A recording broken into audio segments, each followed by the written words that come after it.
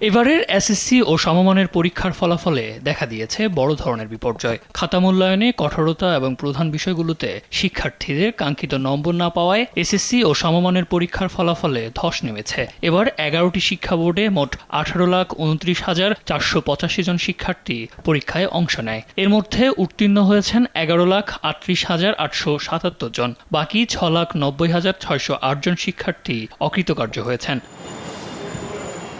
বিষয়ভিত্তিক বিশ্লেষণে দেখা যায়, প্রতিবারের মতো এবারও পাশের হার টেনে নামিয়েছে ইংরেজি ও গণিত। বিশেষ করে মানবিক বিভাগের শিক্ষার্থীদের বড় অংশ ইংরেজি ও গণিতে অকৃতকার্য হয়েছে। মানবিক বিভাগে সার্বিক পাশের হারও নেমে এসেছে মাত্র ৪৮.৬৬%, যেখানে এই বিভাগের ছাত্রদের পাশের হার রেকর্ড সর্বনিম্ন মাত্র ৪১.১৪%। এছাড়া মাদ্রাসা বোর্ডেও পাশের হার ছিল মাত্র ৫৫.৪৯%। শিক্ষা প্রতিষ্ঠানের মানের ক্ষেত্রেও বড় বৈষম্য দেখা গেছে। চলতি বছর শূন্য পাশে শিক্ষা প্রতিষ্ঠানের সংখ্যা লাফিয়ে বেড়ে ৩১২টিতে পৌঁছেছে, যা গত বছর ছিল ১৩৪টি।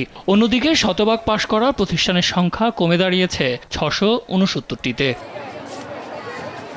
বিগত বছরগুলোর দিকে তাকালে দেখা যায়, মহামারী উত্তর সময়ে শিথিল মূল্যায়নের প্রভাব কাটার পর থেকেই ধারাবাহিক কমেছে পাশের হার। বিশেষজ্ঞদের মতে পাশের হার কমা কোনো স্থায়ী বিপর্যয় নয়, বরং এটি শিক্ষা ব্যবস্থার ভেতরের ক্ষতগুলোকে চেনার একটি সুযোগ। রাজনৈতিক দলগুলোর সদিচ্ছা আর টেকসই শিক্ষানীতি পারে দেশের এই ভবিষ্যৎ প্রজন্মকে সঠিক পথে পরিচালিত করতে, এমনটাই মনে করেন তারা। জাতীয় ঐক্যমত্যের ভিত্তিতে আমাদের একটা শিক্ষাক্রম বানাতে হবে। জাতীয় ঐক্যমত্যের ভিত্তিতে আমাদের শিক্ষার নীতিমালা হবে।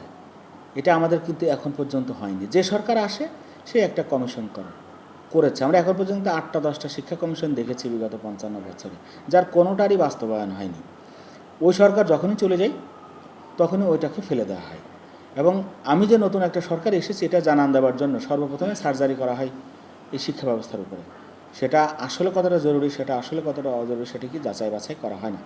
তো আমার প্রস্তাবটা হলো যে আমরা শিক্ষা ব্যবস্থাকে এবং শিক্ষা খাতকে সেবা খাত হিসেবে ঘোষণা করতে হবে। প্রত্যন্ত অঞ্চলের স্কুলগুলোতে বিষয়ভিত্তিক মানসম্পন্ন শিক্ষক নিশ্চিত করা এবং শ্রেণীকক্ষমুখী শিক্ষা নিশ্চিত করার তাগিদও দেন এই শিক্ষাবিদ। নিয়োগের যে দুর্নীতি যে জায়গা দিয়ে ঢোকে ওই জায়গাটা আগে বন্ধ করতে হবে।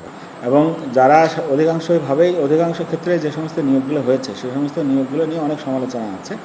এবং যদি এরকম এনটিআরসির মাধ্যমে প্রয়োজনে এনটিআরসিকে একটা জাতীয় শিক্ষা কমিশন হিসেবে গঠন করা যেতে পারে, যাদের কাজই হবে এই ধরনের যোগ্য দক্ষ শিক্ষক খুঁজে বের করা এবং তাদেরকে লাইসেন্সিং অথরিটি হিসেবে তারা কাজ করবে।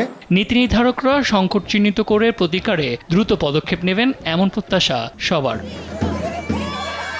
সাদ আহমেদ, দেশ টিভি, ঢাকা।